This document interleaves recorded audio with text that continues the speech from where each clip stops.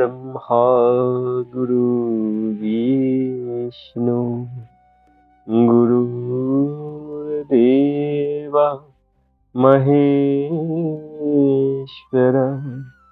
गुरु साक्षात् परम ब्रह्म तस्मै श्री गुरवे नमः। জয় গুরু, জয় গুরু, জয় গুরু।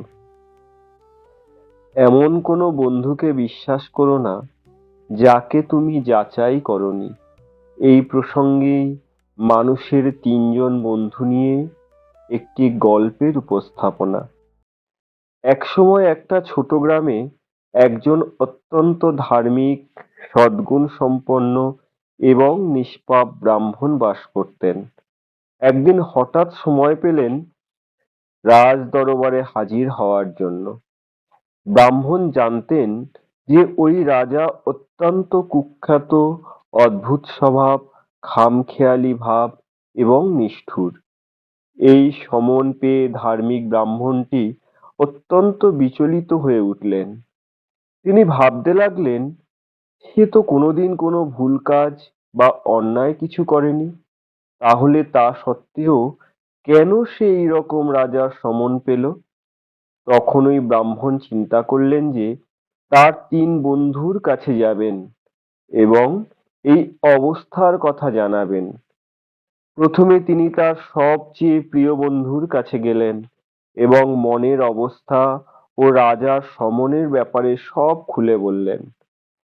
প্রথম বন্ধুকে আরো বললেন তার সাথে রাজার রাজ দরবারে যাওয়ার জন্য। কিন্তু তার সেই প্রথম বন্ধু দরজার ভেতরে দাঁড়িয়ে পুরো ঘটনাটি শুনে এবং বলল যে, আমার খুব ভয় লাগছে, আমি তোমার সঙ্গ দিতে পারবো না রাজ দরবার পর্যন্ত। আমি কেবল তোমাকে বলতে পারি, সাবধানে থেকো। এই কথা বলে সে ওই ব্রাহ্মণের মুখের উপরে দরজা বন্ধ করে দিল।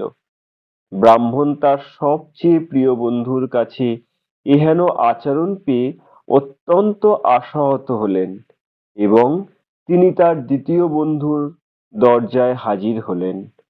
সেই একই অনুরোধ করলেন তাকে। দ্বিতীয় বন্ধু তখন বলল, আমি জানি তুমি খুব ভালো এবং আমি স্বপ্নে কখনো ভাবতে পারি না তুমি কিছু ভুল করতে পারো। তাই আমি তোমাকে রাজ দরবারের ফটক পর্যন্ত সঙ্গ দেব, কিন্তু আমি রাজার সামনে যাব না, কারণ রাজা খুব নির্দয় এবং সে হয়তো তোমার সাথে আমাকে কারাগারে বন্দী করে দিতে পারে। এ কথা শুনে তিনি খুবই হতাশ হয়ে পড়লেন।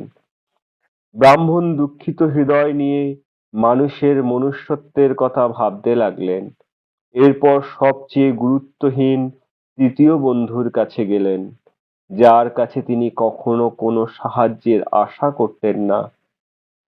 একইভাবে তৃতীয় বন্ধুকে সব কথা বললেন। এতে বন্ধুটি বলল, আমি জানি তুমি খুব ভালো এবং সৎ, ধর্মপরায়ণ, তাই তুমি ভয় পেও না।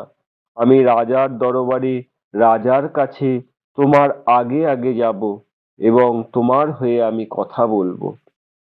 উপরোক্ত গল্পটি ধার্মিক ব্রাহ্মণের হৃদয়ের কথাগুলো উপস্থাপনা করেছে মানুষকে তার চরম বিপদের মুহূর্তে। আসলে এই গল্পের রাজা হলো আমাদের মৃত্যু এবং রাজার সমন হলো মৃত্যুর ডাক। রাজ দরবারের ফটক হলো শ্মশান। সব থেকে ভালো প্রথম বন্ধুটি হলো আমাদের টাকা পয়সা, নাম, যশ, যেগুলো মৃত্যুর সময় আমাদের সাথে কখনোই যায় না। দ্বিতীয় বন্ধুটি হলো আমাদের আত্মীয় পরিজন, অর্থাৎ মা, বাবা, দাদা, ভাই, বোন, স্বামী, স্ত্রী, পুত্র ইত্যাদি। তারা মৃত্যুর পর শ্মশান পর্যন্ত সঙ্গ দেয়, কিন্তু কখনোই মৃতের সাথে তারা চিতায় ওঠে না। তৃতীয় বন্ধুটি হলো আমাদের পারমার্থিক জ্ঞান, সুসংস্কার, কামনাহীনভাবে কৃত কর্ম এবং পালিত কর্তব্য, যেগুলোকে আমরা কখনোই সেই রকম গুরুত্ব প্রদান করি না জীবনকালে, কিন্তু মৃত্যুকালে সঙ্গী হয়ে আমাদের সারা জীবনের সংস্কার এবং কর্ম। ডিউটি ইজ দ্য রিলিজিয়ান, অর্থাৎ কর্তব্য কর্মই হলো ধর্ম। এই ধর্মই আমাদের একমাত্র সঙ্গী হয়ে আমাদের একাকিত্ব যাত্রার পথে। তাই ধর্মই হলো আমাদের সত্যিকারের প্রকৃত বন্ধু। এই জগতে নিষ্কাম কর্মযোগে আরম্ভের বিফলতা হয় না এবং বিপরীত ফলস্বরূপ দোষও হয় না। উপরন্তু এই নিষ্কাম কর্মযোগ রূপ ধর্মের সামান্য অনুষ্ঠানেও জন্ম মৃত্যুরূপ মহাভয় হতে রক্ষা করে। ভগবত চিন্তা এবং জগদ্হিতকর কর্মে কোনরূপ যদি মনের কামনা না রেখে করতে পারি, তাহলে সেটাই হবে আমাদের সর্বোৎকৃষ্ট কর্ম। একটা নিষ্কাম কর্ম অর্থাৎ যে কর্ম বন্ধনের কারণ নয়, ফলাকাঙ্ক্ষাহীন শূন্য হয়ে কেবলমাত্র কৃতার্থে যে কর্ম, তাহাই নিষ্কাম কর্ম। অপরের উদ্দেশ্যে কর্ম করলে কর্মের আসক্তি থাকে না, কর্মের মাঝে অভিমান সঞ্চিত হলেই মুশকিল। সারাদিন বসে বসে শুধু মালা জপ নয়, তার সাথে সাথে মানুষের সেবা করা, মানুষের জন্য ভালো কাজ করা।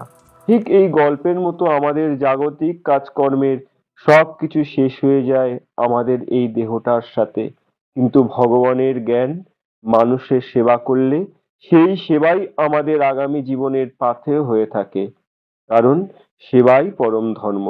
ফল ও আসক্তি ত্যাগ করে ভগবানের আদেশ অনুসারে শুধু তার জন্যই সমস্ত বুদ্ধিতে কর্ম করাকেই বলা হয় নিষ্কাম কর্ম।